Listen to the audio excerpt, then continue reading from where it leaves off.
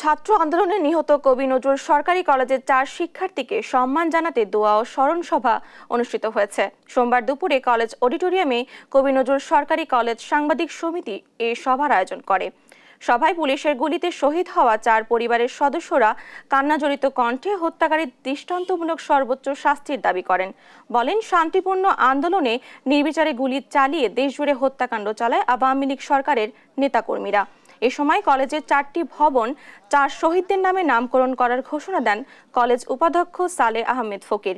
ফলে সাংবাদিক সমিতির পক্ষ থেকে শহীদ 4 পরিবারের হাতে আর্থিক অনুদান তুলে দেওয়া হয়। স্মরণ সভায় বক্তব্য রাখেন কবি নজরুল সরকারি কলেজের সাবেক ছাত্র সংসদের নেতারা। যে কোনো প্রয়োজনে শিক্ষার্থীদের পাশে থাকার আশ্বাস দেন তারা। আজকের এই বাংলাদেশের আরেকটি জন্ম হয়েছে তাদের জন্যই।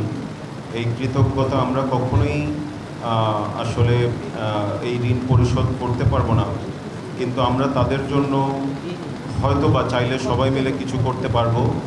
ওই প্রচেষ্টা আমাদের সকলেরই থাকবে এবং এই ব্যাপারে যদি আমি কখনো কোনো কাজে লাগি কারো কাছে, আপনারা কোনো দ্বিধাবোধ করবেন না, আমার কাছে সরাসরি চলে আসবেন। ইনশাআল্লাহ আমি যতটুকু পারি আমার স্বার্থ অনুযায়ী আমি চেষ্টা করব।